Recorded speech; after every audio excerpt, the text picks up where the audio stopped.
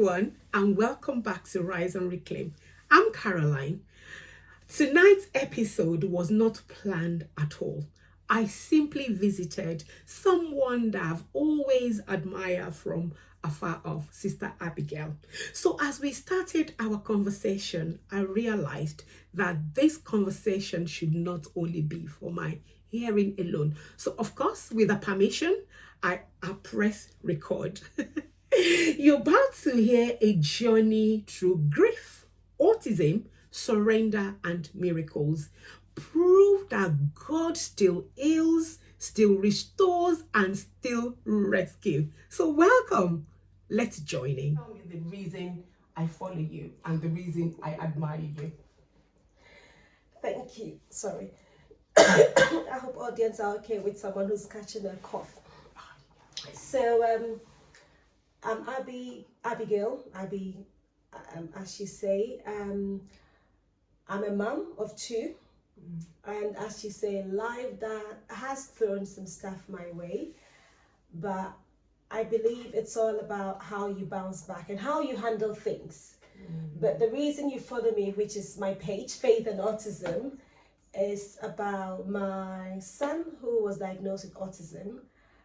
Initially, I struggled to accept the diagnosis, but my faith saw me through the whole diagnosis process, and also believing that God has a purpose for everything and God has great things in stock for my child. Amen. So it's about how is faith guiding me, hold up for myself, and also be there for my child, whilst I look forward to the bigger miracles, appreciating each day at a time, and investing all I can in my child, because heaven helps those who help themselves. I can't just sit down and just pray without doing anything. So the steps that we're taking is really helping, and I want to share with the world to join me on that journey. So like you said before we started recording, so like you said before we started recording, I think you mentioned something about you knowing autistic children who don't talk. Yes, I do. My son is 6 now, and as you heard him, he is communicating, and it's quite clear now. But up until last year, January, I remember this vividly, he wasn't talking, no words at all. Wow. So before the year ended, I was praying to God. I said, God, by next year, I want him to at least repeat what I say. Wow. Because if he repeats what I say, then he can be able to copy the words and use the words on his own. And that was a prayer I was praying for the God by the end of the year. By the beginning of the year, I want him to start repeating what I say. And in January, he started repeating everything I say. Wow. To the point that even my sister told me that next time when she needs prayer, she'll come to me. Because if I ask him, Benji, how are you? He would respond, Benji, how are you? Wow. He repeated exactly. I said, God, please, I didn't pray for this literal repetition. Yeah, but I remember vividly. And for me, it's about celebrating the little wins. So yes, at that time, yes, he wasn't talking or communicating, but it was one step ahead. As long as each day is better and we're working gradually towards something, you celebrate the wins. It keeps you going, it keeps you excited, it keeps you motivated, and you want to do more. So that's why I started the page, to share what we're doing, and also to encourage someone that, look, we're going through this journey, you can also do it. But I'm sharing the journey as I go along, because I want people to see the miracle when God has done it. So people don't just see me coming to say, this is where we were, this is what happened. Yeah. You actually come along with me on the journey. Yeah. So that's why I started Faith and Autism. So yeah. Wow. So Faith and Autism, that's really good. I'm going to put a link onto the to this podcast so that you can follow Sister Abigail as well. And I love something that you said about prayer. Woo! I was jumping in my seat because I know that prayer do works. But you said something that is really key. I believe that probably it was said in the book of James as well, when he said that faith without work is dead. There's so many people that are praying for miracle, but what are we doing about it? And I like what you said about the practical steps, and that's why you're sharing with people. So it's not just you coming and say, look what the Lord has done, but you're saying to people, walk with me. You're showing it to the whole world. And believe me, tonight I met Benji. Oh my gosh. He sat with me. He talked about Auntie, I am sorry. I was actually really, really surprised. Like I said to you earlier on, I do have friends that... I'm going to rewind back a little bit because, you know, sometimes they say that knowledge is power. And there's so many things that we hide and we don't want to talk about. I shared with Sister Abigail earlier on, I didn't really know much about autism until lately because it's not something that is being really talked about. And I believe that the more that we bring this thing out in the open, and even sometimes I feel a little bit awkward because I'm not sure what I can say that is politically correct or what I can say to offend people. But the more we can talk about it, is actually the better because we can all help to do something. And I said to you earlier on when we were talking that I love Sister Abigail. She's got style. We were joking because, you know, I shared with her that sometimes we're going through stuff that because it doesn't show on our face, people don't truly know what we're going through. Believe me, the times that I've met Sister Abigail, we have a mutual friend by the name of First Lady Lamptey. She's our mutual friend. But every time I see this woman, she's always dressing nicely. I told you about her cake, and she's got it. She's got everything. So when I now realized that our son is autistic, and I know that there's a spectrum, I didn't even know where he is on the spectrum until I think we met at church the other day, probably a few months down in Basingstoke. Yes. That was when I actually realized that Benji is autistic because I saw him jumping around and playing. And the way you just kept your cool as if nothing is going around, that made me really comfortable. So I know that you are a Christian, you talk about your faith. Are there times that you've asked God why? Oh, obviously, yes. Sorry. There has been lots of times, especially at the beginning when he was diagnosed with autism. And I know you said that you're not sure the right words to use because you didn't know much about autism. I didn't know much about autism as well, and I refused to accept it. Like, I remember, so I was speaking to my sister who is a psychotherapist, and she was telling me that when someone's child is diagnosed with autism, they go through all the stages of grief. And I thought, oh yes, I went through the stages of grief. I just didn't know that. Because it starts with initially denial. When they say something happens, you're like, no, it can't be true. The person is still there, they're not gone. And then you get to a point where you start bargaining with God. So maybe you accept it and then you start bargaining. Okay, God, if you give me this, I'll do this. So, okay, I think, yes, he has autism, but if you heal me, him, I'll go to church, 5 days a week, or I'll do this. And you get through to depression, you get through to the whole phase, and then you get to acceptance. And I remember there was a day I was in a client meeting and I was doing this call via Zoom. I turned off my camera and I started shouting and I was crying.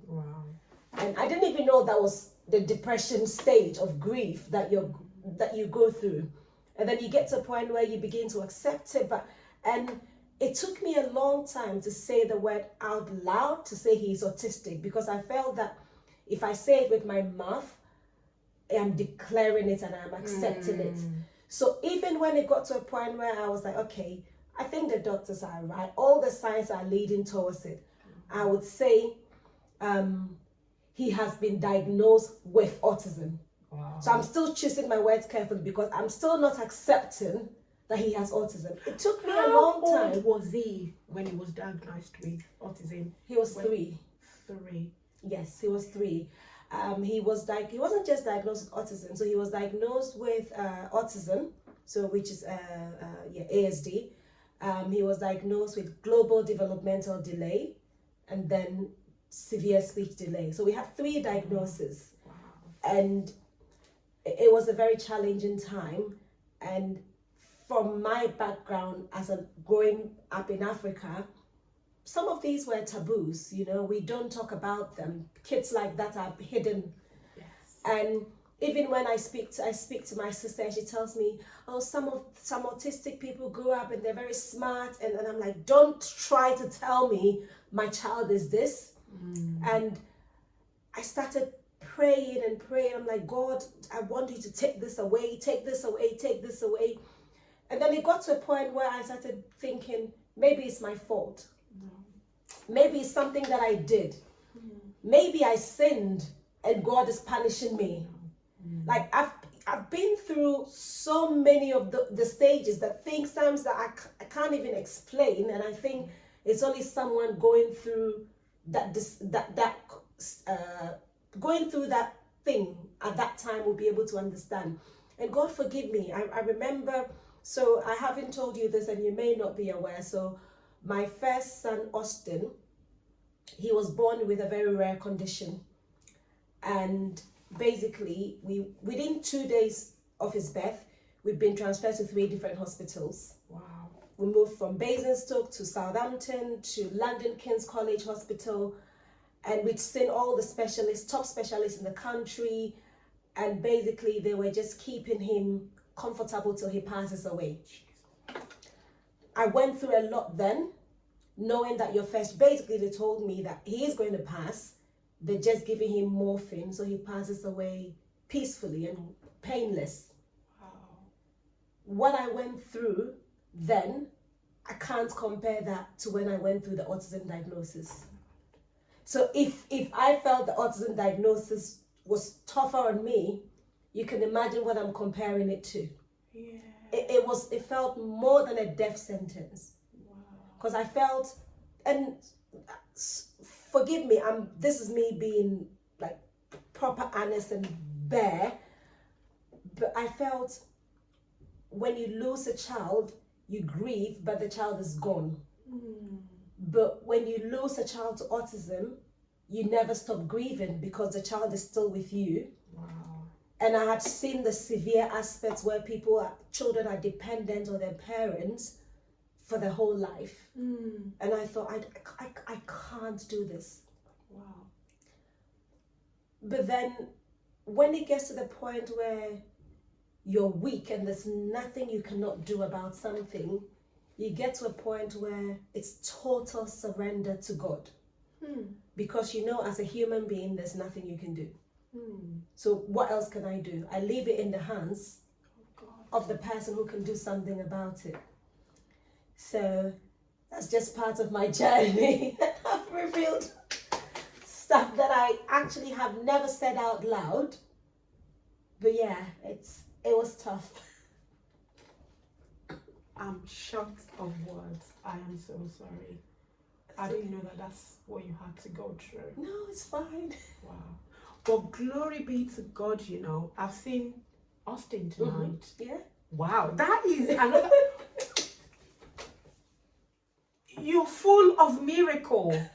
What happened? How did you come through that? So, I think God works in mysterious ways. And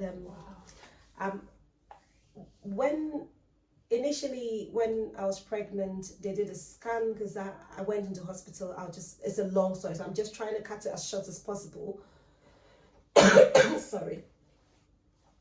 And they said his heart was enlarged, so we needed to do a scan of his heart, and the only place that could do it close by was Southampton Hospital.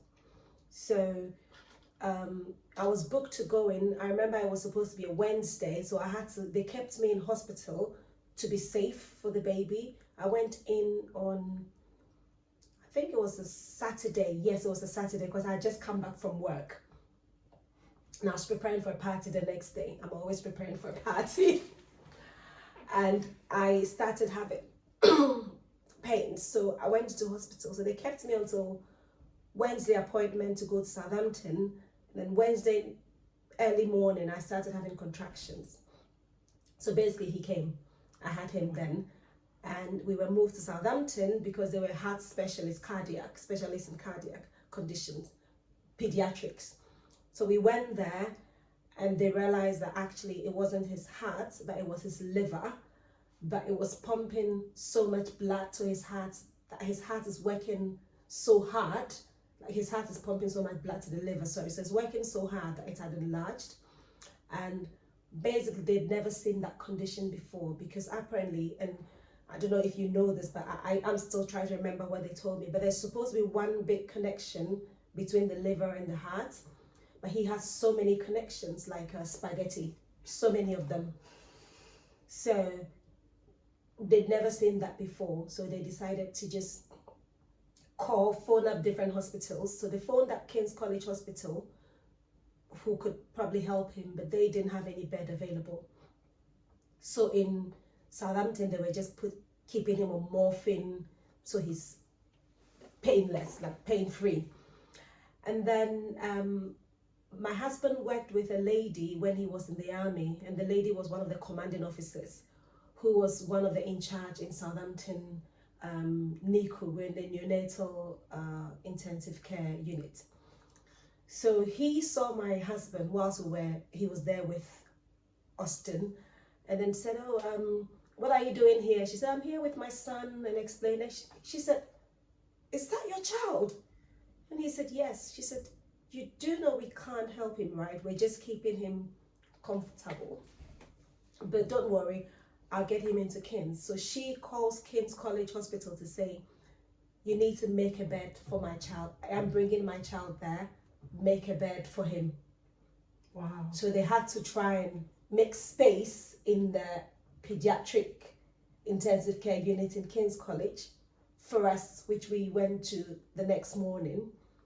But even there, the doctors would meet every day and then come back and say, we've thought, like, we've spoken to the brighter minds in liver in UK, and we can't help him. So every morning they'll meet and then come back and say, we don't know what to do. So we just kept praying and praying and praying.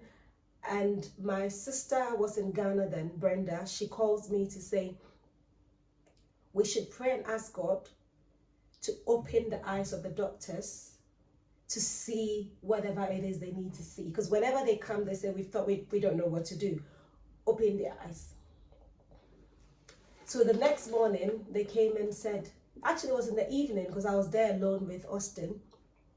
And they said, well, we think we've seen something that we can try. We're not sure if it's going to work. But if we do the surgery, there's a 50% chance you will lose your child. But if we don't do the surgery, there's a 100% chance you will lose your child.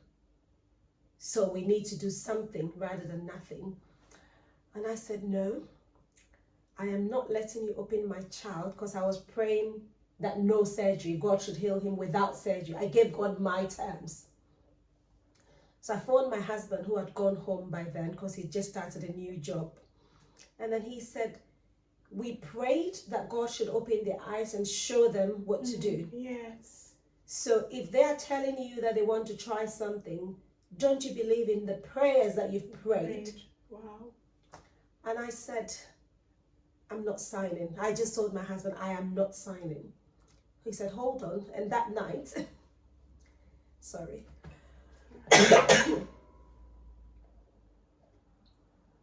He drove from Basingstoke to London King's College Hospital to come and sign the forms for them to do the surgery. So yeah, they did the surgery. Took longer than expected because it was a new procedure. They had to record it to teach in case they had the same condition. It was about a 6-hour surgery, and he only weighed 2 kilos then, as at the time of the surgery. So he wakes up the next morning and there's blood drained from the side of his belly. And my husband works with the nurses to help him clean up. But whenever they came to clean, my husband told me that, Abby, you need to step out. Because if you see this, it's going to change you for the rest of your life.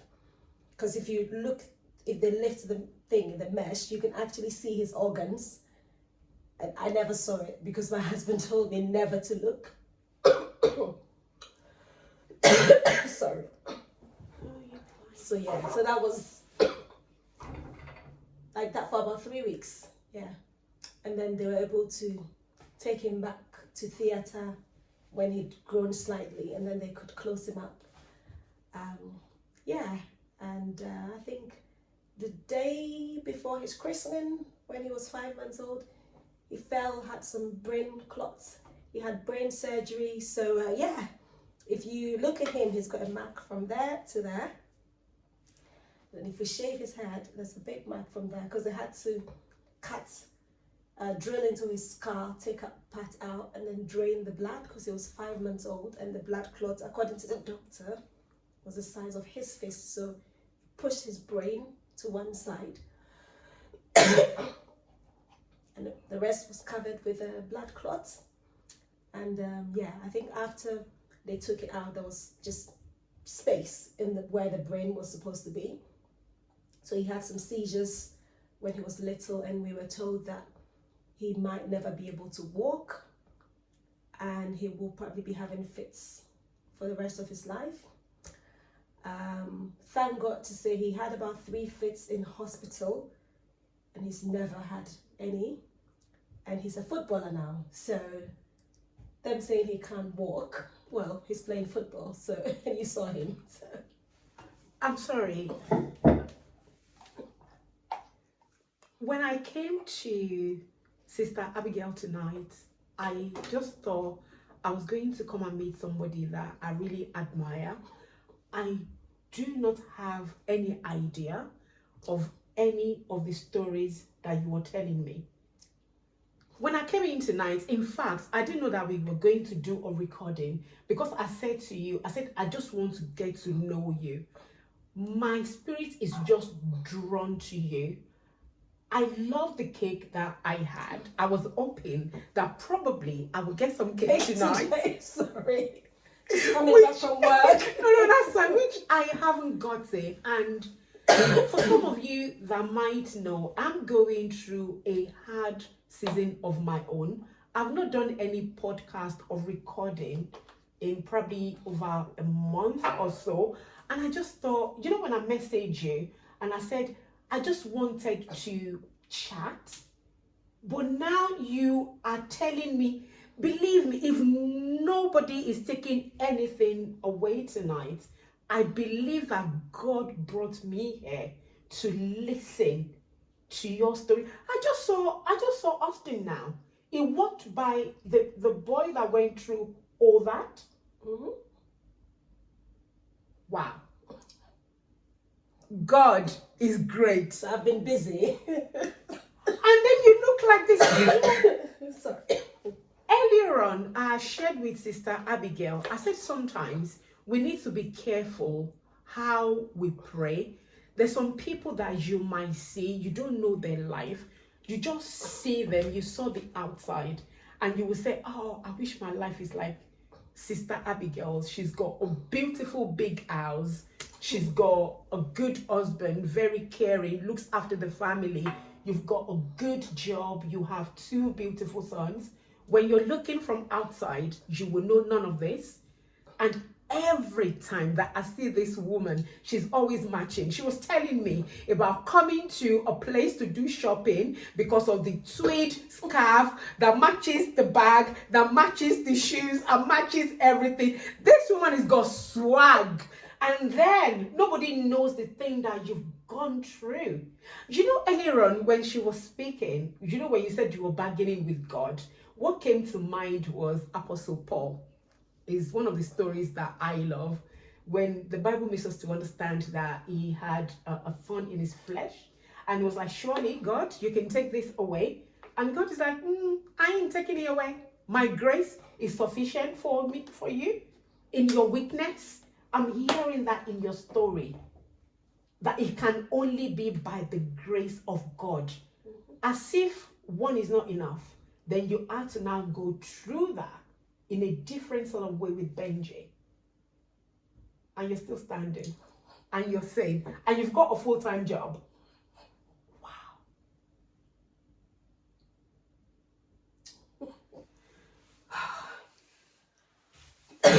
Sorry. I did not have a cough this morning. It's fine. This is a story not to be missed. This is life-changing. You know, there are times that, oh, guys, we need to learn to count our blessings. Because when you learn to count your blessings, you will know how much God has done. There's some people that they cannot even go through half of what you're going through. They will have sectioned them. You've gone through all that and you're still sitting, smiling and everything. We've got life, right? There's hope. But as sorry.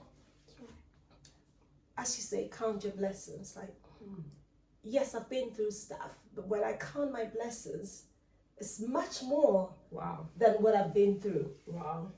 And even having the grace to be able to go through that is a blessing, because people break at different points, and to be able to go through that and not break is a blessing. Like the strength that God gives you is a blessing.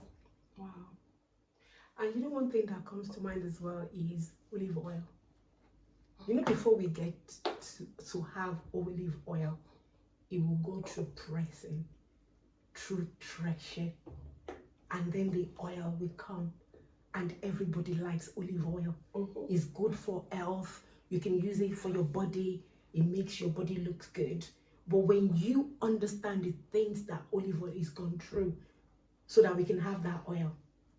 So what can you say to a mother that has got an autistic child and they don't know which way to turn? Sorry. I think what I would say is, first of all, you need to, as a lot of Christians cover things up, minus me. This is not my portion. We live in denial for a very long time. And with autism, just like a lot of conditions, early intervention is key. Wow. So I was speaking to my friend who told me that the child's teacher thinks her son is autistic. I said, okay, let's just say your son is not autistic, right? It's just a label. Forget about the label. Does your child need help in certain areas? If the answer is yes, get him the help. Whether he's autistic or not, give him the help. So let's say my child has speech delay. Some autistic children can have speech delay. And neurotypical children can also have speech delay. It doesn't matter the tag you put on the child. You get the help for the speech delay, isn't it? So it's not about, I'm a Christian, this can't happen to me. It's being honest with yourself and thinking, does my child need help? Leave the rest to God. Whether there's a diagnosis or not, it doesn't change it. So get early intervention, which is the kind of things that we've been spending time with Benji to do. Sorry, I hope you can hear me. Yeah. So like I was saying, before we started recording, and I know not everybody has a luxury to do this, but I have had to turn down job opportunities because it doesn't work for my schedule, with my schedule and the kind of things I want to do with my child. I want to spend as much time with him as possible, and I am his first teacher. He'll go to school, but he spends most of his time with me. So the work I put in is very important, and I can never downplay how important the work I put in is. So don't leave it to chance. Do all you can. And I have seen a lot of people say, my child is beyond help. Wow. No child is beyond help.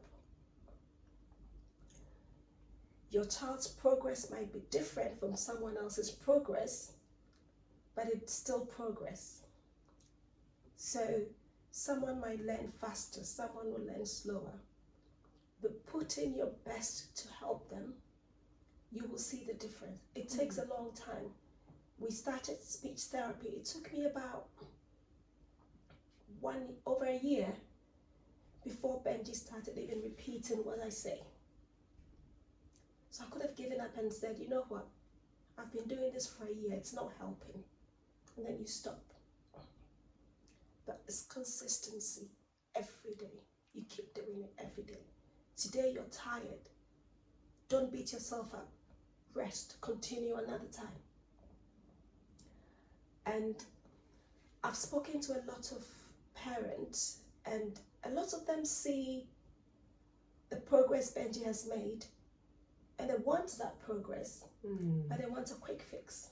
They want you to say, buy this medicine, it will work, or take him to this person, or take him to that person. So once you start telling people, you need to do this for 10 minutes, you need to do this every day, you need to do this, they listen to all that and they're like, oh, I can't do it. Wow. But everything you're doing today is an investment into the future. Yes. The more independent they are, the better your life would be. And if Benji can tell me today that I'm hungry and not cry, and for me to be guessing, it's a win. If he can tell me, Mommy, my tummy hurts, I can give him carpool, I can let him rest. It hurts too much, maybe not go to school. That is a win compared to a child who cannot tell you at all, and you have to keep guessing. And also, look after yourself. I was going to ask you that, how do you look after yourself? Thank you.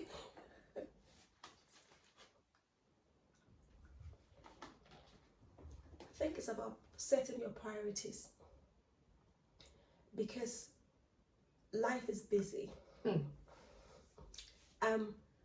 Today I went to work in London. I got home just half an hour before you came here.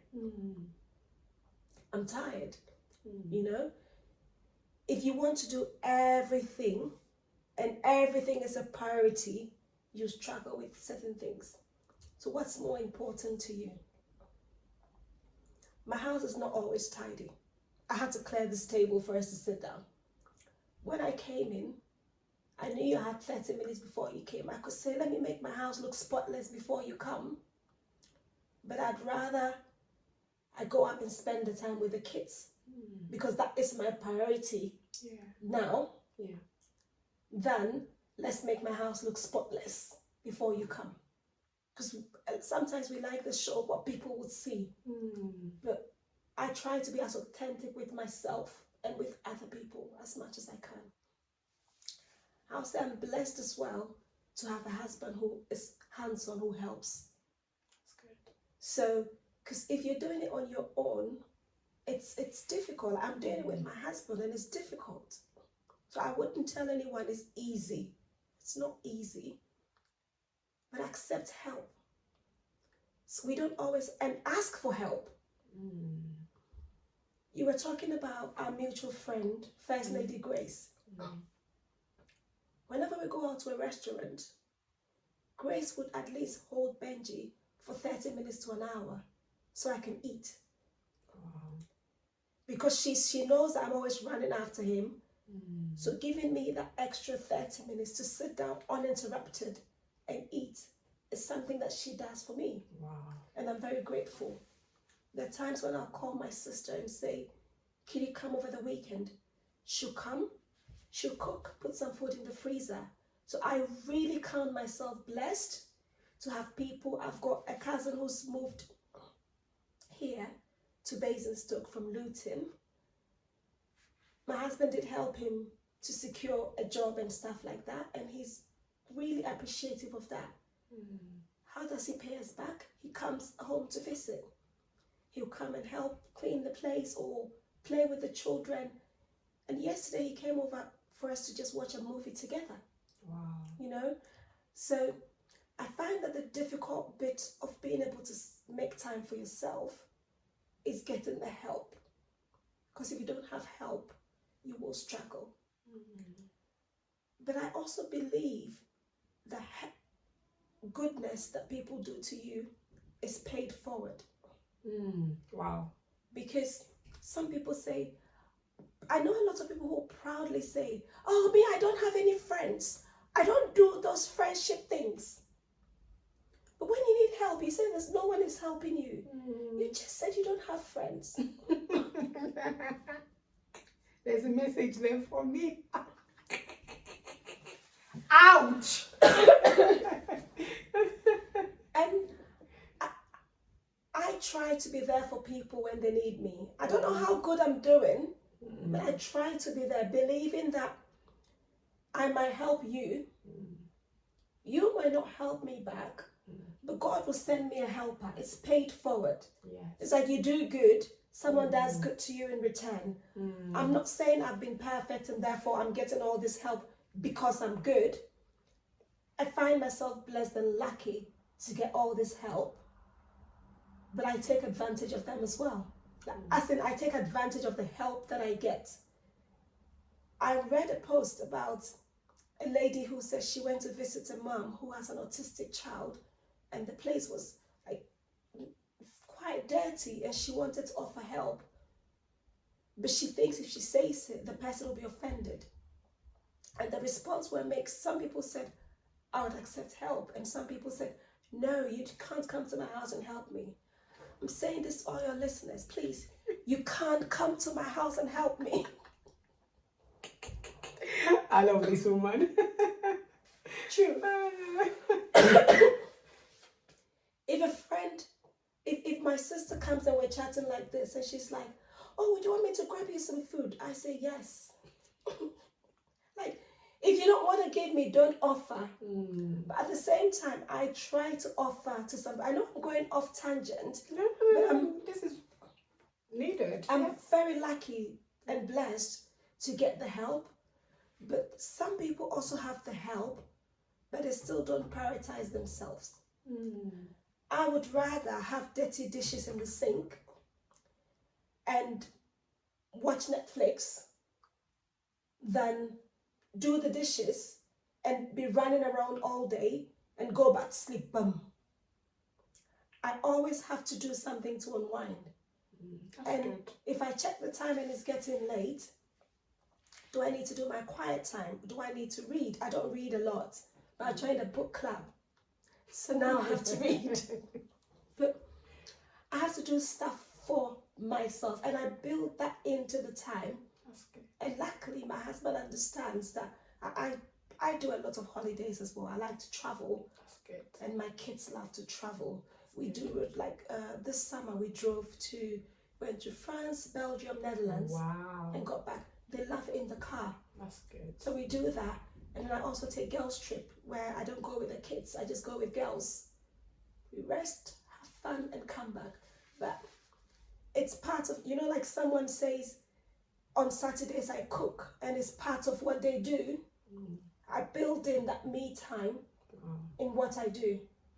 I know my hands don't look it, which I've left it to rest, but every month I'll go and have my nails done. I have a pedicure. I have someone to clean my feet and have it washed. It's not that I can't wash my own feet, but I enjoy when someone does it for me. That's good. Yeah, why not? So, because otherwise you will break down. If you keep going up every day, running, you'll break down. So, I know it's a luxury, and not everybody would have that opportunity. But if you do have the opportunity, take it and make it a priority. Because some people don't get to do it because they don't prioritize it. People don't prioritize rest. We think rest is a reward we get after we've done everything. So they say, oh, today once I finish everything, I'll rest.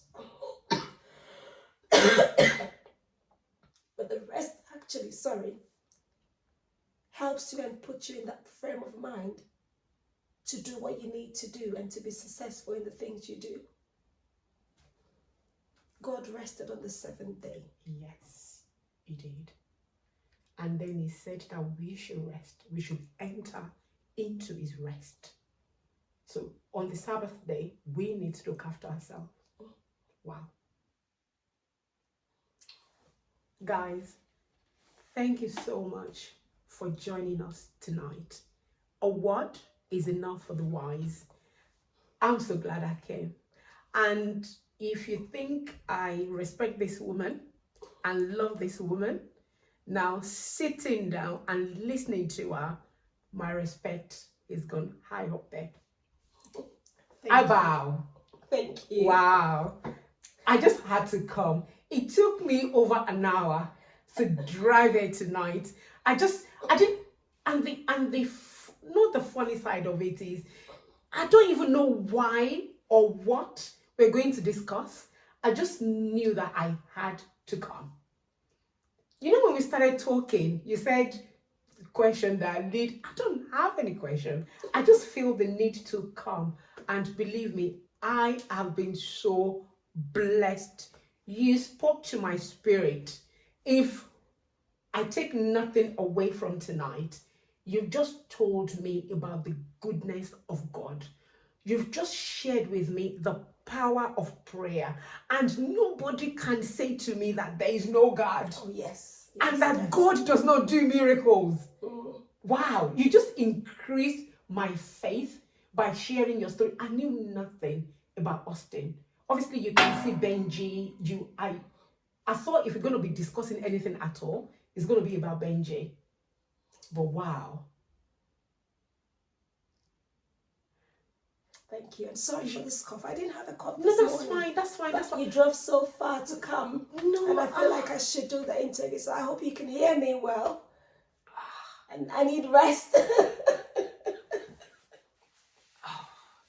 Yes, we're going to stop here. So thank you so much for listening to us. I will put Sister Abigail's details underneath. You will have a way to get through to this woman. And believe me, I'm going to share a platform. You need to follow and watch Sister Abigail and Benji, because we want you to be part of, yes, God did it. This is not something that we're just going to be coming. I want you to follow her on this journey. So thank you for joining us tonight. May God bless you and give you a testimony of your own. And hang on in there. Hold on to God. If there are things you're going through, God that came through for Austin, that came through for Benji, that he spoke to me tonight. He told me, Auntie, I'm sorry, because he ordered something on Mommy's Amazon. It was so clear I could hear it. Thank you so much for joining me and Sister Abigail. If today's testimony strengthens you, I please do ask you to share with somebody that might need to be strengthened too. If God can do it for Sister Abigail, he will surely do it for you, for he is not a respecter of persons. So until next time, rise in faith, reclaim your strength, and keep believing for your miracle. Take care of you, and God bless.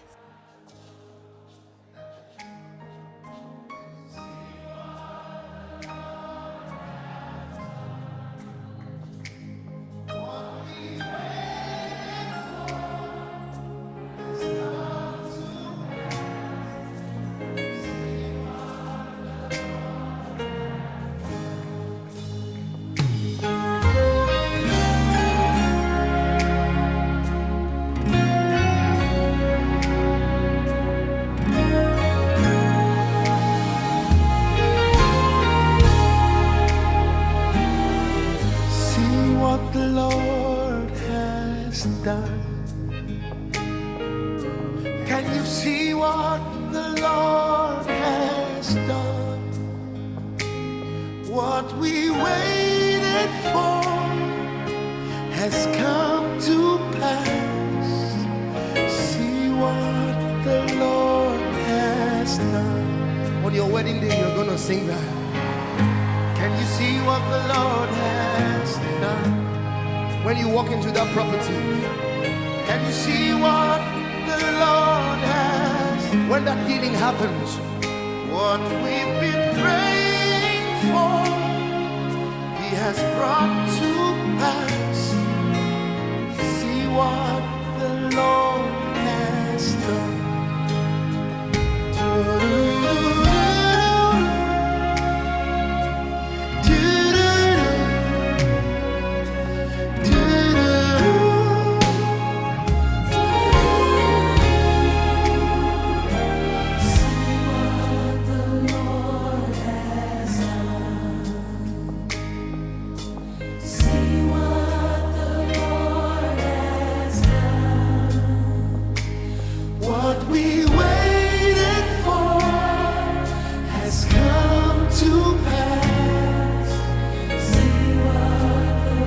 If I were you, I'll sing it to someone. I'll just sing it to someone. Say, see what the Lord has